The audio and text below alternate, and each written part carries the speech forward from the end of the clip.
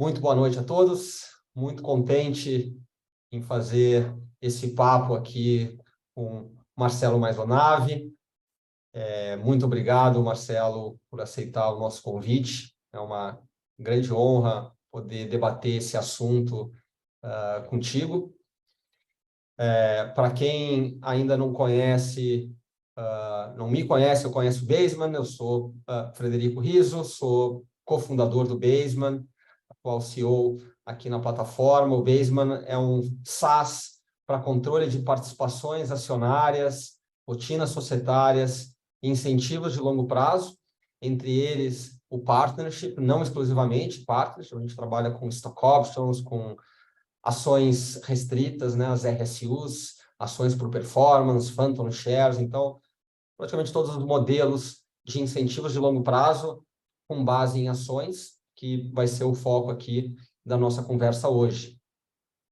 Esse webinar ele vem num momento bastante oportuno, tendo em vista as novas regulações para os escritórios de assessoria de investimento, a regulação CVM 178 e CVM 179, que além de todas as mudanças voltadas ao relacionamento com os investidores, com os clientes desses escritórios, na busca por maior transparência, alinhamento de incentivos. Eu sei que esse é um assunto aí que o Marcelo tem batido bastante, né, nos incentivos dos escritórios. Hoje aqui a gente vai falar talvez mais dos impactos na estrutura desses programas de partnership, no que diz respeito à possibilidade dos escritórios se constituírem como sociedades empresariais, né? Não mais exclusivamente como sociedades simples, e agora como sociedades empresariais. A gente percebe um grande movimento para a constituição de sociedades anônimas, de holdings, enquanto sociedades anônimas, e a estruturação de diferentes unidades de negócios embaixo dessas holdings.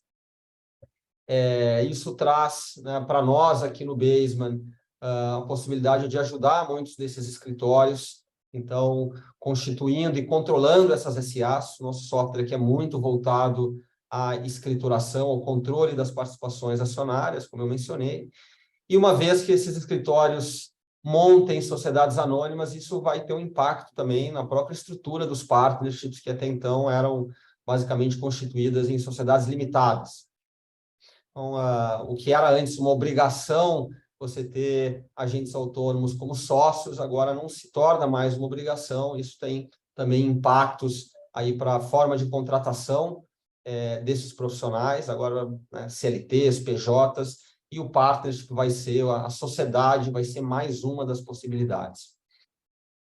Mas isso é um pouco do contexto, né, no qual a gente quer inserir aqui a conversa. O objetivo hoje é realmente explorar muito da experiência do Marcelo como cofundador da XP, na construção dessa, que é uma cultura exemplar, né, e um dos destaques no nosso país, aqui no nosso mercado, na construção de uma forte cultura de dono e uma meritocracia que levou a XP ao patamar que ela se encontra hoje. Então, mais uma vez, Marcelo, é uma honra, muito obrigado. Eu te convido a contar um pouquinho, te apresentar aqui também, e contar um pouquinho dessa tua trajetória até o momento atual aqui, até a tua atuação hoje mais presente. Obrigado, Fred. Boa noite. Boa noite a todo o pessoal que está nos ouvindo aí. E, Fred, eu fico muito feliz de poder falar de todos esses assuntos que foram a minha vida durante muito tempo, né? E falar com agentes autônomos, assessores, falar sobre partnership, falar sobre sistemas de meritocracia, como isso impactou nossa vida na XP. Depois disso, tem outros negócios que a gente usa o mesmo modelo, inspirados lá. Então, para mim, é mais do que um privilégio, um prazer poder estar aqui discutindo. Se eu puder ajudar, vai ser muito bom também. Então, eu não vejo aí a lista dos participantes, então vou me apresentar, quem não me conhece. Eu, sim, sou fundador da XP, né? Iniciamos a XP, a história você já sabe. E a gente viveu muito, acho que estava comentando esses dias, eu fui a primeira turma de agente autônomo do Brasil, né? Fui da primeira turma de agente autônomo do Brasil, e a primeira aprovação, então eu vivi muito desse mundo de agente autônomo, participei pela XP de várias discussões da regulação que estão aí, da evolução, da melhoria, participei muito da Ancord, da discussão com a CVM, com a Bolsa, de como melhorar, e fico feliz de ver essas evoluções, né, da regulação, e deixando o agente autônomo mais sofisticado, esse assessor de investimentos que é tão importante para o desenvolvimento do mercado. Então, eu tenho bastante essa visão dessa trajetória. E o que a gente vai falar aqui bastante sobre partnership, né, sobre a diferença, o impacto desse programa de partnership numa empresa que a Baseman consegue facilitar e operar, acho um dos diferenciais. E, Fred, depois da XP, eu fui cofundador e primeiro investidor de algumas empresas, então eu tenho alguma experiência com Venture Capital, nas duas pontas, como recebendo investimento, né, como cofundador e recebendo investimento e investindo. E todas as nossas empresas, a gente valoriza muito esse programa de partnership, que pode ser, hoje em dia, a flexibilidade dos instrumentos societários tá grande, aumentou, né? E então essa experiência foi muito boa. Então hoje a minha atividade hoje, Fred, eu sou sócio da NVA. NVA é uma holding / gestora, e dentro dessa NVA nós temos participações em 11 empresas, com destaque aí para Vortex, para uma plataforma de serviços fiduciários, administradora de fundos e FDICs, a Warren, que é uma plataforma de investimentos, né? A Fitbank, que é uma plataforma uma fintech das fintechs, é uma empresa de pagamentos, a Mank, que é uma plataforma de negociação de recebíveis, e aí outras. Então eu não sou executivo em nenhuma delas, Fred, minha posição é de board member. Então, eu tenho a felicidade e a sorte de poder participar de todas as empresas com aquele jeito de vó, sabe? Vó não tem a responsabilidade de tocar o dia a dia, mas se envolve bastante. Então, essa é a minha vida. E então, essa é o que eu tenho feito hoje. Mas é isso, trajetória. O que nós vamos... Tem alguma pergunta inicial? O que nós vamos começar? Sim, vamos lá. Eu acho que um disclaimer, né? Tu comentou aí de Vortex, um dos grandes investimentos teus, e a gente tem a felicidade hoje aqui de fazer parte do grupo também da Vortex. Fomos, para quem não sabe, há um ano aproximadamente, adquiridos pela Vortex. Então, hoje contamos aí também com esse teu carinho de vó aqui nos ajudando, nos dando algumas dicas, principalmente nesse momento em que o Baseman começa a ter uma aderência cada vez maior com esse público que tu conhece tão bem. Eu queria, Marcelo, começar aqui a nossa conversa, talvez pelo why, né? pelo propósito, ou seja, entender contigo tua visão assim do por que fazer um programa de partnership, né? E da onde veio lá atrás, quando tu e o Benchimol começaram, de onde veio a inspiração para vocês construírem esse programa de partnership? Em que momento também isso surgiu, né? Foi logo no início, foi depois de um tempo? Então, trazer um pouco dessa inspiração inicial e da razão pela construção desse programa. Então, tem um lado, Fred, tem um lado mais glamuroso, né, que eu poderia contar coisa mais conceitual, e tem o que aconteceu de fato na verdade, né? Então, eu vou começar já mostrando por que a gente começou o modelo de partnership na XP, e de fato é porque a nossa estagiária, né, que tinha que a gente dependia dela, né? Éramos só 2 na empresa, a estagiária ia sair, não tinha nada, não tinha como pagar, e a gente ofereceu 10% da empresa para ela continuar na empresa conosco. Ela tinha se formado, ela recebeu uma proposta para ir trabalhar em outro lugar, a gente não podia perder ela, e aí foi assim que a gente começou a partnership, dividindo a nossa sociedade para perenizar a empresa, para a empresa continuar crescendo, continuar viva, né? Então foi a forma mais radical que houve, né? Mas logo a gente aprendeu que dividir a empresa, né, ter um pedaço menor de algo que pode ser maior, era bom, era valioso, né? Eu me lembro depois que nós tínhamos alguns profissionais da nossa equipe lá que geravam muito valor, né, faziam muita receita, muito resultado, e nós, para fidelizar e para reter esse talento aí, nós fomos vendendo equity, né, fidelizando e criando uma empresa onde todos eram sócios, né? Então, o início nosso foi por muito mais uma busca da sobrevivência, né? E coisa que a gente vai ver muito em startup, né? Em startup, o fundador ele precisa sobreviver, ele precisa encontrar os caminhos e a adversidade faz gera criatividade, faz esse fundador se reinventar. E foi essa forma, sendo bem pragmático, que a gente começou a ter sócios na XP. Mas logo em seguida, a gente foi sofisticando isso, né? A gente sabia que ter sócios era muito bom, né? Então, logo a gente se inspirou, aí vem a parte glamurosa da história, né? Um dos primeiros sócios nossos lá da XP, o pai dele tinha sido, não sei se o Fred sabe disso, tinha sido sócio do Jorge Paulo Lemann.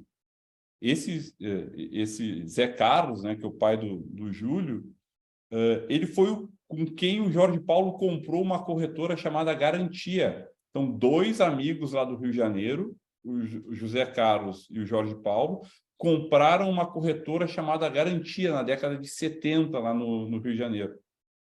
E essa corretora virou o Banco Garantia, que tem toda a história aí que mudou o mercado financeiro no Brasil. E o Jorge Paulo, tem livros escritos sobre isso, né? O Jorge Paulo, ele se formou, se não me engano, em Harvard e foi fazer um estágio no Goldman Sachs. E o Goldman Sachs, até eu devo ter o livro aqui, foi a primeira partnership, né? Ele foi criado como uma partnership, já operava como uma partnership lá em Nova York. E o Jorge Paulo viu o modelo de partnership, onde os executivos do banco eram donos do banco e existia uma alteração no quadro societário desse banco, baseado na meritocracia desses executivos, né? E existia uma transformação, uma rotação no controle do banco. E ele trouxe para o Brasil, para a então corretora Garantia e para o Banco Garantia essa ideia. Então, ele trouxe para o Brasil.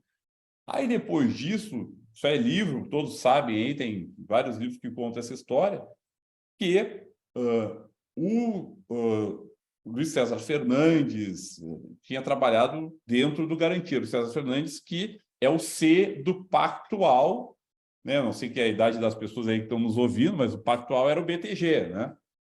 E o Luiz César Fernandes viu dentro do Garantia esse modelo funcionando, saiu do Garantia, montou o Banco Pactual e levou a mesma ideia da partnership que está carregada até hoje lá no BTG. Ou seja, essa ideia inicial do Goldman Sachs veio no Brasil pelo Jorge Paulo Lemann, que já foi parar lá no BTG. A mesma influência nós tivemos também, porque quando na XP nós começamos a fazer esse modelo de ter sócios, nós pegamos essa mesma influência do Jorge Paulo Lemann, pegamos esse DNA, e tem um capítulo aí onde houve, agora eu posso falar, não sei se é, então, no passado, uma aproximação entre o Pactual e a XP lá atrás. Houve um namorisco rápido. E nós validamos essas ideias de partnership e como funcionava o Pactual lá atrás. E tudo isso foi criando na gente, na XP, essa visão de como montar a nossa partnership. Então, eu acho que a gente vai... Um ponto fundamental aqui de tudo que a gente vai falar é que a partnership, eu acho que é um conceito, é um modelo que precisa ser adaptado para a realidade da empresa, do mercado da empresa, de quem são as pessoas, para esse negócio ter valor, para funcionar. Então, a história é essa, Fred. Como nasceu, né? Primeiro veio de uma necessidade, que depois veio uma inspiração, que a gente foi evoluindo e adaptando com o tempo. Imagino que nesse início, né, desde a estagiária até os primeiros sócios que vocês trouxeram, devia ser algo muito simples do ponto de vista societário, que era colocar no contrato social, provavelmente, né? Distribuir cotas e dividir lá na junta e realmente trazer as pessoas para o contrato social. Quais foram as principais mudanças, né? O que teve nesse modelo Goldman Sachs, garantia pactual, que mudou a forma como vocês estruturaram o partnership?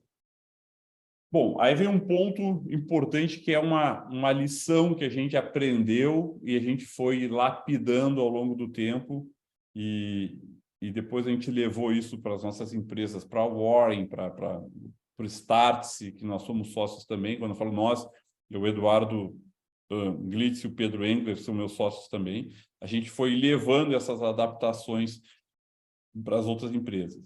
Como a gente entende que é o melhor funcionamento de um modelo de partnership? O modelo de partnership é um modelo que se monta no topo de uma série de engrenagens que a empresa precisa ter também, né? O modelo de partnership ele precisa estar por melhor funcionamento, esse é o meu entendimento, ele precisa executar o conceito da meritocracia dentro da empresa. Eu preciso criar nessa empresa um modelo onde quem tem valor, o que tem valor é a empresa como todo. Eu transfiro o valor para o centro, para essa união das pessoas, uma pessoa querer trabalhar pela outra e querer se esforçar para que o negócio seja maior. E aí o que eu faço é o seguinte: para fidelizar, para reter essas pessoas, eu faço o seguinte: olha, um pouquinho desse núcleo aqui vai ser seu se você fizer o seu papel aí muito bem feito, se bater as tuas metas, se fizer as tuas entregas. Se você fizer o seu papel, esse bolo vai crescer e a partnership em reciprocidade vai lhe alimentar. Se eu fizer isso com todos os sócios, imagina que eu vou criar um magnetismo no centro dessa esfera, que todos vão trabalhar para que essa esfera fique cada vez maior. E à medida que ela fique cada vez maior, que é o valor desse meu negócio, o magnetismo aumenta.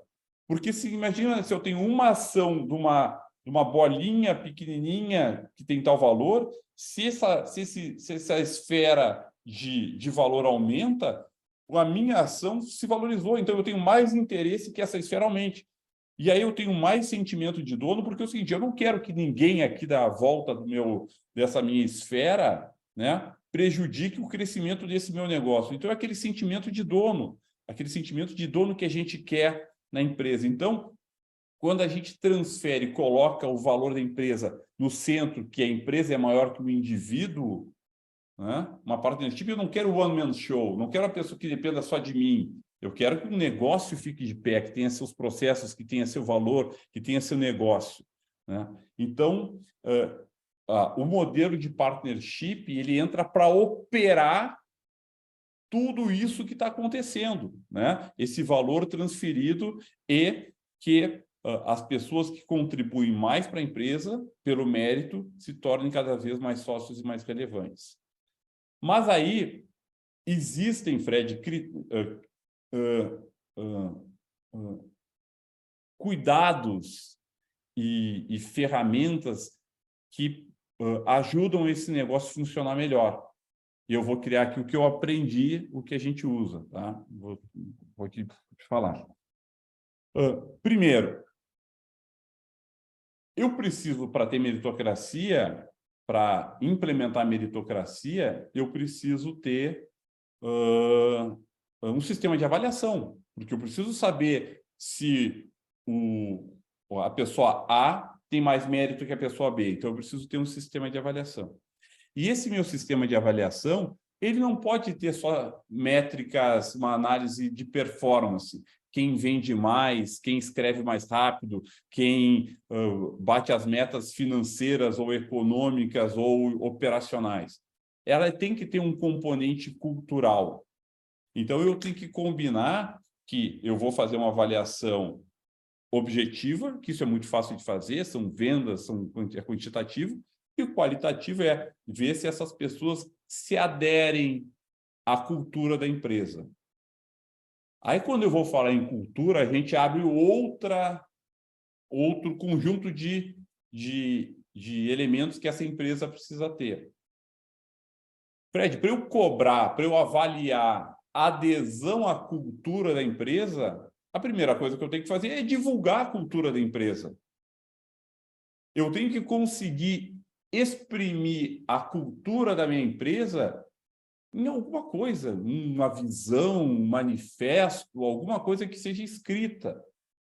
Que o funcionário, quando chegar na empresa, eu consiga mostrar para ele, olha, isso aqui é a nossa cultura. Na XP, a gente tinha escrito na parede.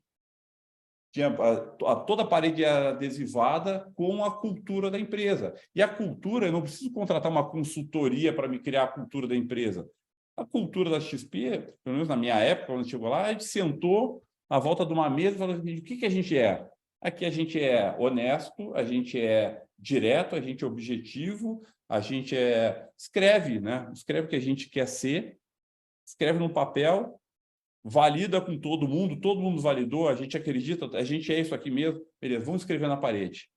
A partir de agora, quem vier trabalhar nessa empresa vai saber que a minha cultura é assim. Eu posso ser informal, um dos meus valores aqui. Aqui a gente é informal direto, não tem papel, eu falo direto, porque eu tenho que falar, sou informal e objetivo. Aí pode vir uma pessoa aqui que fica muito sensível em ser uma empresa tão formal e direta assim, não se adequa à cultura da empresa. Não tem nada errado. A cultura dessa empresa é assim, você não se adapta, pode trabalhar em outro lugar, vai ser feliz em outro lugar. Então ter uma cultura significa ter essa cultura e divulgar essa cultura, em deixar muito claro que a cultura dessa empresa é assim. A partir daí, eu consigo ter um sistema de avaliação que mede essa minha cultura. Ok, então se eu falei assim, na minha cultura eu sou informal e objetivo, aí no sistema de avaliação 360 que a empresa vai ser o seguinte, olha, o Frederico, ele é super informal e objetivo. Ele é da nossa cultura. Mas o João não é. O João enrola, entendeu? Não é objetivo. Então, eu consigo medir isso. A partir daí, Fred, eu consigo ter, num gráfico, eu consigo ver o seguinte, medir a performance, se a pessoa tem uma performance quantitativa alta ou baixa, e consigo ver se ele está numa performance quantitativa, performance de cultura, né? Se ele tem adesão à cultura alta ou baixa.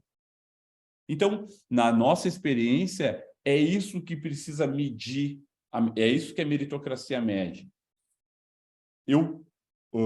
Na minha empresa, eu quero ter pessoas que tenham cultura alta e performance alta. Essas pessoas são as pessoas que eu preciso premiar pelo mérito de ser meu sócio. As pessoas de... Quer comentar alguma coisa? Eu ia te perguntar, tu falou que na parte quantitativa, né, vendas, por exemplo, é muito fácil de medir. Mas não todo mundo na empresa está voltado para vendas. Como é que vocês lidavam com outros cargos que talvez não tenham um impacto tão direto lá no valuation da empresa, né? O jurídico, por exemplo. Exato. Tem que ter meta. Você tem que quebrar a cabeça e tem que botar meta no jurídico. O que é? Os processos têm que estar em dia, tem que fazer melhorias societárias, tem que ter resposta dos processos, tem que cuidar do compliance, ou seja, alguma coisa tem que ter. Não vai ser por falta não vai ser por falta de meta que a gente não vai executar a partnership. Tá? E tu falou também, acho que... Desculpa, eu te interrompi. Não, era só para concluir isso. Então, a partnership, ela precisa ter uma série, a empresa precisa adotar uma série de processos internos para que a partnership funcione bem. Porque é o seguinte, Fred, se eu for fazer minha partnership, é o seguinte, olha, eu e o meu outro cofundador, a gente senta numa sala e fala o seguinte, olha, nessa rodada aqui, nesse final de ano, quem vai se tornar sócio é o fulano, fulano e fulano. Mas vem cá, qual é o critério, né? Como é que eu vou inspirar o pessoal à volta para saber o que o fulano fez de certo que eu preciso fazer também para me tornar sócio? Ou seja, se eu tenho um processo organizado, dizendo o seguinte, olha, quer se tornar sócio, bata suas metas e seja um bom sócio alinhado com essas culturas. Isso aí eu consigo incentivar as pessoas a pensarem como um todo. Eu consigo inspirar e consigo guiar as pessoas para o mesmo norte. E, de novo, aquela analogia que eu fiz, a hora que eu valorizo o centro, o núcleo, a empresa, que vamos criar alguma coisa que tenha valor no tempo, que cresça, que seja sólida, que corra mais riscos, que tenha mais oportunidade de lucro, todos ganham. Então, a partnership precisa ter essa transparência, precisa ter esses procedimentos claros, e por isso que é uma engrenagem que não é só contratar a Basement e botar lá assim, ó, joguei minhas participações, a partir de agora eu controlo na Basement. Cara, o teu efeito não vai ter o efeito positivo que pode ter se criar um modelo de partnership como um todo, com todos esses elementos que eu mencionei aqui. Perfeito. Então, tu traz aqui essa importância da aderência à cultura e performance, né? A importância da definição, naturalmente, do que é cada um deles, o que é performance para cada área, o que é a cultura desejada. A gente tem uma pergunta que vai um pouco nessa linha, para ver se talvez tu pense em mais algum elemento, que o André Antunes pergunta, assim, para quem está planejando implementar um programa de partnership, quais os pontos de atenção que se mostraram importantes no início do programa da XP?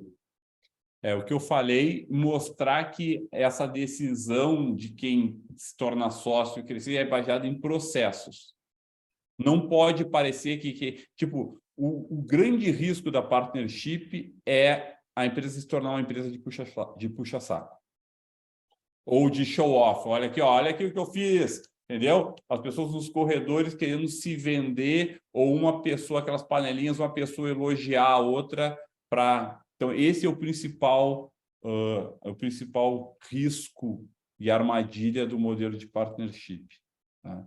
Então, o que eu te descrevi é um modelo funcionando no estado da arte, mas a gente pode descrever outros modelos de partnerships que virou uma grande panelinha, né, uma falsidade, e a empresa se perdeu. Então, eu acho que ser uma coisa, de ser um processo baseado em verdades, em coerência, em método, eu acho que isso é muito importante. Uma coisa que a gente discute hoje em dia, e está cada vez mais em voga, são as questões de disparidade em remunerações, né? As mulheres recebem menos, negros recebem menos para a mesma função. Esse é um tema que está cada vez mais transparente e sendo atacado, felizmente. E com partnership, com ações, isso tende também a acontecer, e a gente tem dados mostrando que isso acontece. Quando a gente pensa num programa de partnership, acho que tem essas duas variáveis, assim, né? Como definir o tamanho desse pool, quanto vocês vão alocar para o partnership, em geral é uma dúvida muito comum. E a segunda, ligado a isso que eu falei, vai em linha aqui com uma outra pergunta do Marcelo Furtado, né? Assim, como definir a quantidade de ações, o percentual da empresa que você aloca para as pessoas, né? Ou seja, alguém que vai ter um impacto mais direto, uma área de vendas, vai receber mais equity, mais participação do que um jurídico, que não vai ser uma área com impacto tão grande no valuation. Aqui, talvez a pergunta seria até que ponto vocês também chegaram a definir com transparência critérios para definir o quanto que uma pessoa recebe de ações, quanto que isso foi importante, trazer esse nível de transparência e métodos e processos na cultura da XP, no processo do programa da XP. Tá, eu não vou me ater à XP aí, porque, como eu falei, a gente vai ter que analisar, cada pessoa que está nos ouvindo aqui vai ter que adaptar. O que eu falei aqui, essa partnership é um conceito que precisa se adaptar à história da empresa, à origem da empresa, às pessoas que estão lá, às pessoas que a empresa, que a partnership quer atrair.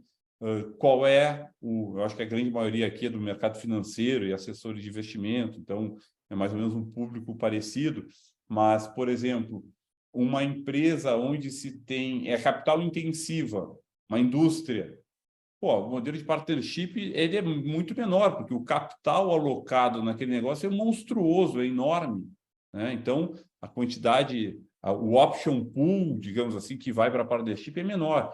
Mas já numa empresa de puros serviços, sei lá, um escritório de direito, advogados, é quase uma partnership pura, não tem...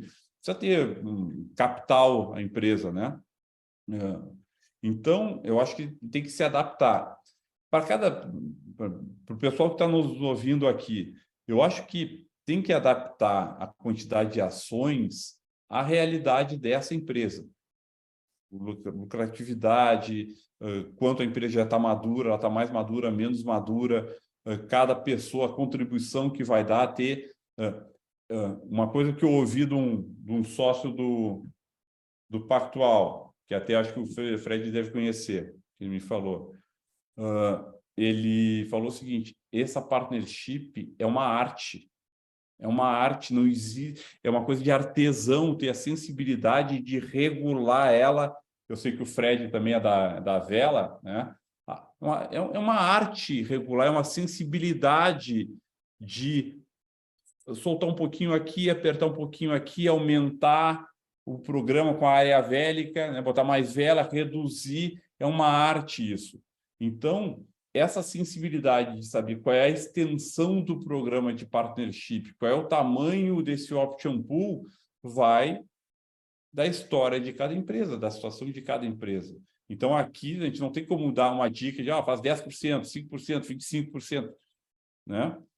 O que eu incentivo é que cada um que está nos ouvindo aqui pense a respeito, estude, faça benchmarks, converse com outros empreendedores outros empresários da mesma atividade e procure acertos e erros. E nessa linha da sensibilidade, né, da vela, talvez comece devagarzinho, comece soltando um pouquinho, né? E vê o impacto disso e vai ajustando à medida que você ganha mais experiência, né? Uma dúvida que vocês devem ter enfrentado lá, e a gente percebe muito isso hoje nos nossos clientes aqui no Basement, é uma das funcionalidades que a gente está entregando agora, mas que alguns dos profissionais não tinham capital para inserir, para investir no partnership, né? Diferente de outros incentivos de longo prazo, onde você não tem um desembolso de capital, quando você tem uma ação restrita, você recebe essa ação sem custo nenhum, numa stock option, você recebe sem nenhum custo, mas lá na frente você vai ter que exercer. No partnership, a grande diferença é você já compra na entrada as ações, né? Você está adquirindo e você está virando sócio.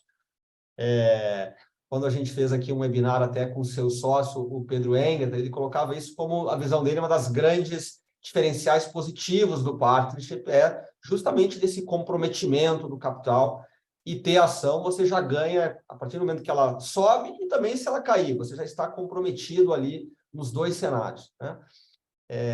Como a pergunta do Nelson Sauer aqui, assim, como fazer, qual o caminho nesses casos em que o sócio, o colaborador da empresa lá não tem capital para comprar as ações. É um ótimo profissional, mas não tem capital.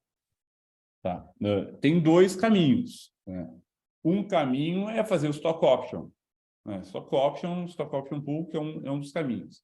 Mas o que o Fred está mencionando aqui é que quando o profissional compra a ação, né, ele se compromete financeiramente com o negócio, ele quer que essa ação se valorize. Então, ele tem uma preocupação com o mês, com o resultado, ele passa a ser objetivo.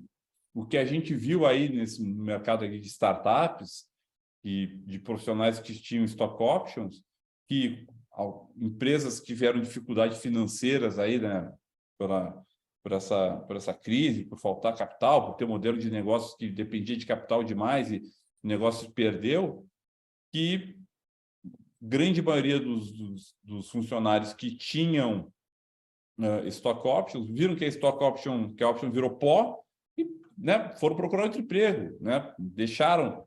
Então, quando se tem uma ação da empresa, esse comprometimento, o comportamento muda.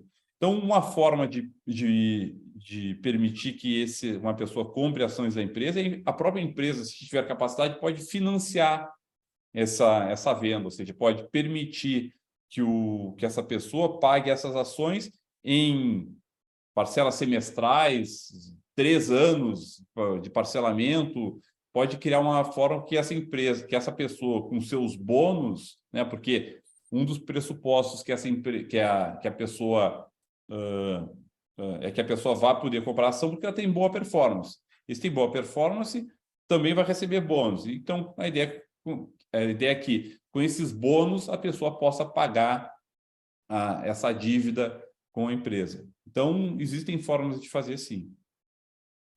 Acho que esse é justamente o que a gente tem ajudado as companhias a controlarem, são esses saldos de dívida e as correções disso, né, para que...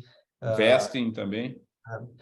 O vesting até é legal soltar isso, que é uma pergunta aqui do Álvaro, né? Qual que é a principal diferença entre o vesting e o partnership? O vesting, a gente percebe que é um termo muitas vezes utilizado aqui como um sinônimo de stock option, né? O tempo em que a pessoa precisa ficar na empresa para ter o direito em receber aquele incentivo. No partnership, vai que me corrija se eu não estou enganado, a gente vê mais é semelhante, mas é um conceito mais comum de lock-up, né? Você compra aquelas ações, mas o valor daquelas ações ele vai variar de acordo com o tempo que você tem na empresa. Então, eu sei um pouco pelo partnership da Vortex, tem uma influência grande aí de vocês, a tua experiência, do Pedro, do Glitz, onde isso acontece. Imagino que em XP e nos teus outros negócios isso seja muito comum, né? Existe um valuation, por mais que a empresa não tenha capital aberto, esses negócios eles trabalham com um valuation, uma regra de valuation muito clara, né? Um múltiplo do EBITDA, um múltiplo, enfim, que mais faz sentido para o negócio. Enquanto a pessoa não passou por esse vesting ou por esse lock-up, aquele investimento que ela fez é corrigido apenas pela Selic ou por algum outro indicador. Depois que ela passou por aquele lock-up, aí sim ela está sujeita ao valuation mais próximo de mercado, que simule algum múltiplo de mercado. Seria isso, né? É exatamente isso. Eu acho que o efeito do vesting é o que a gente busca, né? Que é essa retenção desse talento. Porque, de novo, eu vou usar essa expressão, a hora que a gente transfere para o centro o valor da empresa, e eu sei que o profissional A é muito valioso para a continuidade da empresa, ele é um ativo da empresa, ele gera resultado, ele faz a empresa crescer, eu quero, sim, dividir minha sociedade, meu equity dessa empresa com ele, mas eu quero ele, né? Lembra que é um negócio de duas mãos, né? É um magnetismo. Eu atraio ele para a empresa valer mais, mas eu quero que ele fique, né? Então, e logo depois, uma arte disso é ir aumentando esse magnetismo e essa retenção. O ideal é que eu consiga ter formas de medir quem são as pessoas que vão fazer com que esse bolo fique cada vez maior e eu vá retendo todo mundo. Se eu fizer isso no estado da arte, né, com aquela precisão, eu vou fazer com que essa empresa cresça, esse bolo cresça e as pessoas vão ser cada vez mais sócias, ou seja, o custo para essa pessoa, o custo de oportunidade para essa pessoa ir embora, mesmo que o concorrente ofereça um caminhão de dinheiro, vai ficar quase impagável, né? Porque assim, esse bolo se tornou tão grande. E se eu consigo reter esse talento que é tão competente assim, a minha empresa fica cada vez maior. Então, acho que essa arte de fazer funcionar tem muito valor. Marcelo, e quando o talento que você ofereceu e trouxe para o seu partner, de repente, não performa mais, né? O Marcelo Furtado, ele faz uma pergunta nessa linha, ele fala, eu olho alguns executivos que passaram pela minha empresa e penso, ainda bem que eu não dei participação para essa pessoa, né? Então, existiu esse arrependimento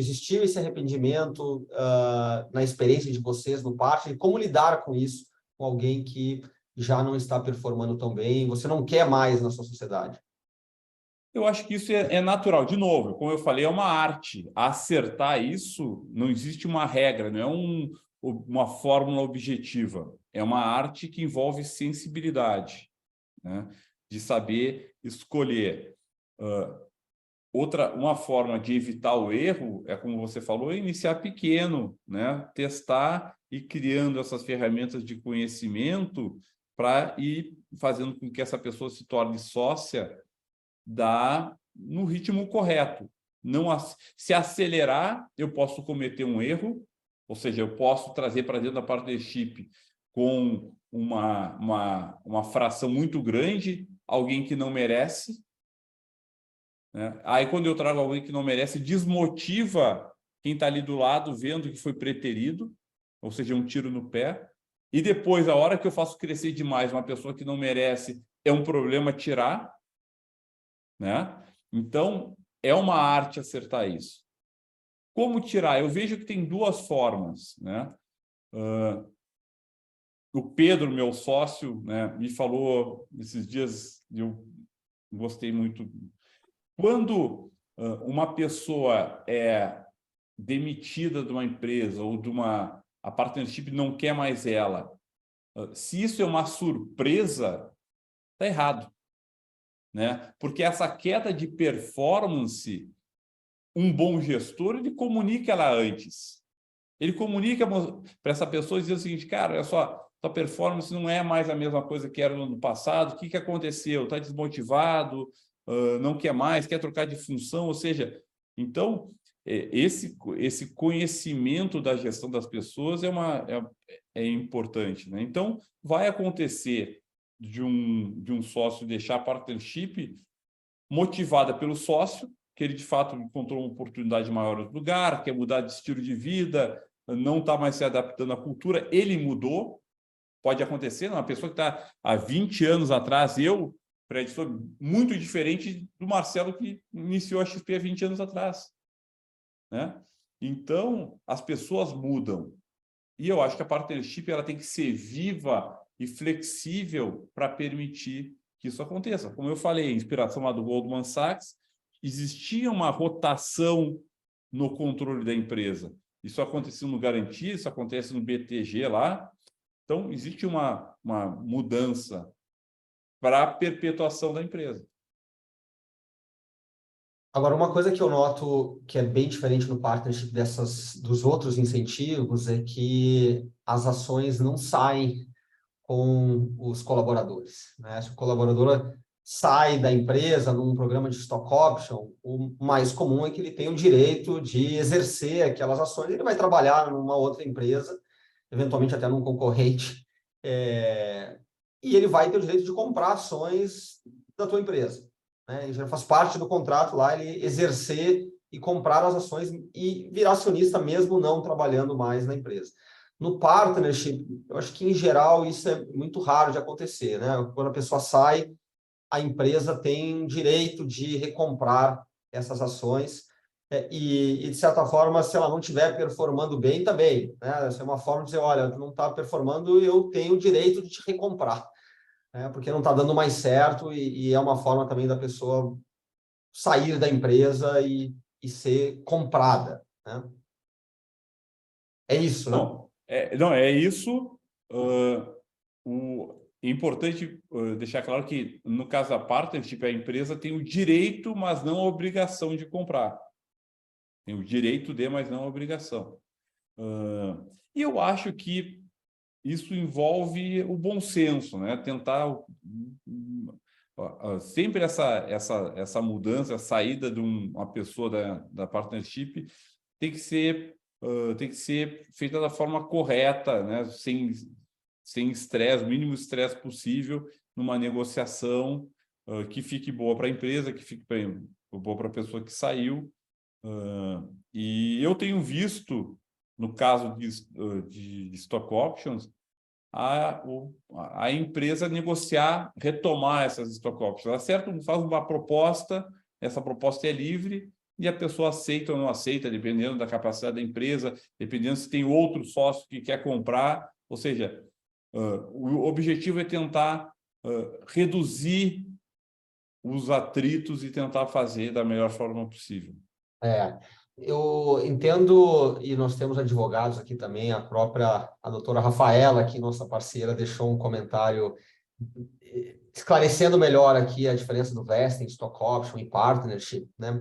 E as partnership, em geral, como ela fala aqui, realmente é usado como um termo mais amplo para essas diversas modalidades de incentivos de longo prazo, mas num stock option, a empresa não pode se comprometer ou ter uma opção, um direito de recomprar essas ações, né? Eu acho que isso vai ser negocial, mas se ela acaba constituindo esses contratos, formalizando isso num contrato, vai perder muito da natureza mercantil desses instrumentos. Então, tem toda a parte tributária mais complexa, né, nos instrumentos de stock option. Muito legal isso que você trouxe, né? Até usou o exemplo do Baseman, assim, a gente fala muito assim, não é uma pílula mágica, né? Muita empresa às vezes nos contrata, achando, eu vou trazer uma plataforma, vai trazer visibilidade, assim, e os meus colaboradores vão começar a entender o valor do partnership.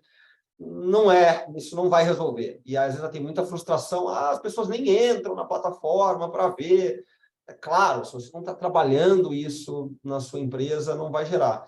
Eu fico curioso para ouvir, você falou dos valores e da cultura da empresa na parede. Que outros rituais assim que você viu acontecer na XP, nos seus outros negócios, que você acha que tem esse potencial e que ajudam para criar esse senso de dono, essa cultura de dono mais forte? Fred, muito importante isso, tá? Muito importante. Isso aí vai da liderança da empresa. A empresa tem que ter essa capacidade, os líderes da empresa, de apresentar a partnership, de comunicar os valores da empresa, os objetivos da empresa, o propósito. Um dos fundamentos importantes disso tudo é ter uma capacidade de fazer uma gestão à vista, de mostrar indicadores, de mostrar números, de mostrar quem está batendo as metas, quais são as áreas da empresa, as linhas da empresa que estão fazendo a empresa crescer. Ou seja, dentro desse pacote da partnership, ter a comunicação é um elemento fundamental. E depois, você comentou aí, esses momentos de cultura societária, esses momentos de reunião de sócios, apresentação de resultados, de divulgação, é muito importante.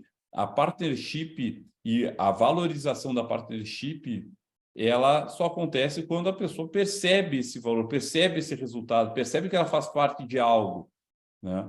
Então, eu acho que a capacidade de liderar, de mostrar o caminho, de comunicar, também é muito importante.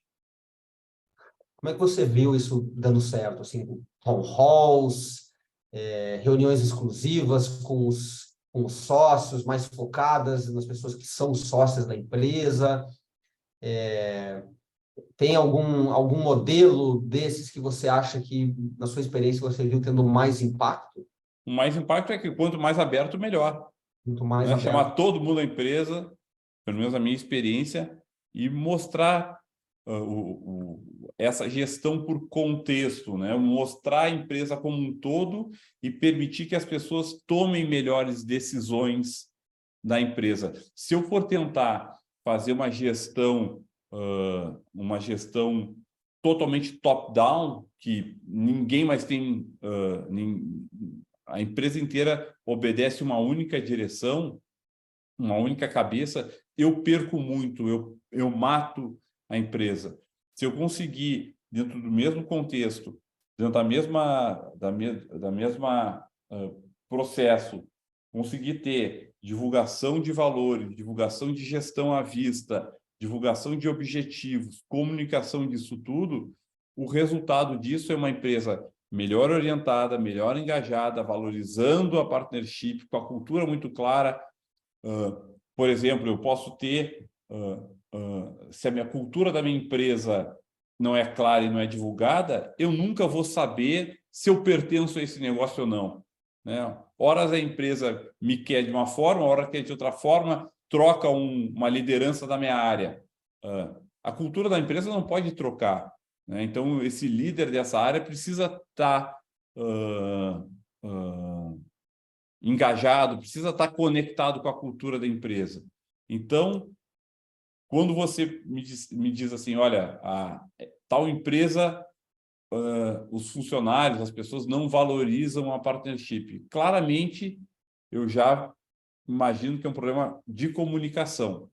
Essa empresa não tem a comunicação clara de tudo que eu mencionei aqui. Comunicação da cultura da empresa, da visão, do propósito, dos resultados, das metas esperadas, do que é esperado de cada pessoa tem que ter a sua meta. A hora que isso funciona bem, a partnership é valorizada. Na tua experiência, certamente, da XP, imagino que outras, eu vejo isso no próprio caso da Vortex, e não vejo, muitas vezes, em startups, no próprio Baseman, a gente tem mais dificuldade com isso, tangibilizar esse valor, no sentido de que, à medida que você faz parte de um partnership, que o negócio realmente cresce, e que existe uma geração de caixa, e a pessoa que sai da empresa, ela tem a possibilidade de vender as ações, né? Existe um mercado negociado daquelas ações, em que você realmente pode fazer dinheiro com aquilo, também isso vai ficar muito mais fácil, né? Quando você tem uma startup que não está gerando caixa, não existe liquidez para isso, ou seja, as pessoas olham e falam, legal, mas o que isso vale, né? Não tem exemplos, e eu acho que no Brasil, mesmo com as stock options, é mais recente a gente ver empresas, startups que tiveram eventos de saída, viraram unicórnios, fizeram grandes rodadas, e houve oportunidade de liquidez para esses colaboradores. Então, acho que o programa de partnership, em geral, no mercado financeiro, principalmente, eu percebo que tem essa grande vantagem de gera-se caixa, existe um valuation, e as pessoas realmente ganham dinheiro com essas ações, né? Tem o potencial de ganhar dinheiro com essas ações. Eu acho que é uma parte relevante da remuneração, né? E quem pode entrar num negócio, aceitar um emprego, aceitar um desafio e ficar 100% alinhado no equity, seria, né, numa empresa que vai crescer, seria uma grande oportunidade. Mas eu acho que a combinação entre remuneração fixa, salário mensal, e remuneração variável, baseada em bônus, stock options e partnership, é a melhor combinação. A gente aqui no Base, Marcelo, tem na nossa missão justamente criar um mundo com mais donos e donas, né? A gente acredita muito que essa é uma das grandes alavancas para melhor distribuição de riqueza, para redução de desigualdade, né? Que as pessoas não querem mais só alugar, principalmente as novas gerações não vão aceitar mais só alugar tempo em troca de um salário, elas querem fazer parte. Na sua experiência, nos seus negócios, XP e os atuais, você acredita, vocês trabalhavam, né? Acho que na prática, todo mundo podia ser sócio, havia alguns cargos apenas, um nível na hierarquia da empresa que podia ser sócio. Qual que é a sua visão em termos da abrangência de um programa e se isso mudou também ao longo do tempo? de novo, nós temos que adaptar esses conceitos para cada uma das empresas, cada um dos negócios. Mas eu tinha essa visão que, não vou dizer que para todos, né? Eu queria que muitas pessoas tivessem participação da empresa, né?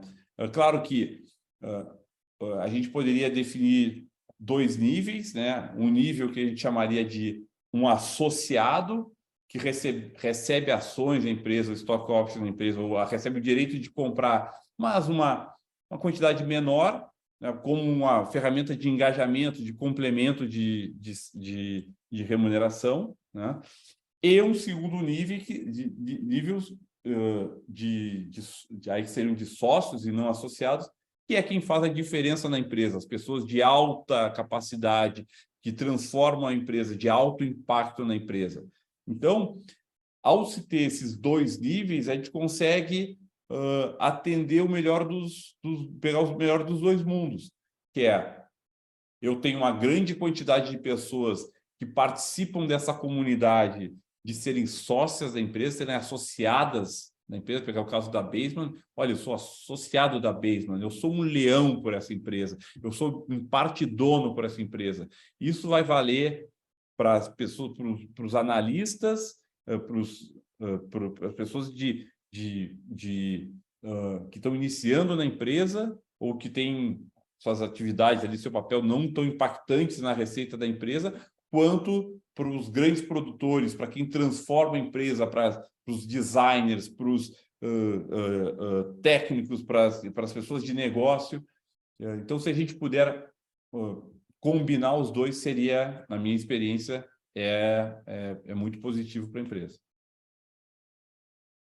Uau, muito obrigado. O tempo voou aqui, já deu 7 horas da noite, que é o nosso prazo combinado aqui para encerrar esse novo bate-papo. Tivemos uma série de perguntas, algumas eu não consegui responder aqui, a gente vai procurar trazer nos nossos próximos materiais e vídeos que a gente compartilhar aqui dessa conversa. Foi muito rico ouvir, Marcelo, aqui a tua experiência na real, né? Acho que sem o glamour, sem todas as histórias, os floreios e realmente muito do que aconteceu, dos teus aprendizados, né? O que vocês entenderam que teve mais impacto e aonde vocês procuraram fazer diferente nas últimas experiências. Então, eu queria só te agradecer aqui pela generosidade de compartilhar teu tempo, compartilhar tua experiência aqui com a gente, com todos os ouvintes aqui do Basement Talks. Muito obrigado pela grande participação aqui. Para mim é um prazer. Obrigado pelo convite. Pessoal aí que participou, boa noite, obrigado. E deixar minha última mensagem que é muito mais divertido trabalhar numa empresa que tem esse conjunto de fatores aqui que eu mencionei, que é um propósito engajante, uma visão clara, uma comunicação vibrante, as pessoas se sentindo donas da empresa.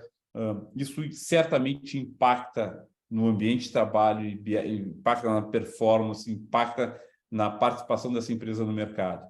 E sem contar que é muito mais divertido, né? Então, fica aqui minha palavra de incentivo para quem quiser, quem puder fazer isso, que execute, que faz muita diferença, sim. Maravilha. Com isso, a gente encerra aqui essa conversa. Uma boa noite a todos. Fiquem bem. Obrigado, Marcelo. Boa noite. Obrigado.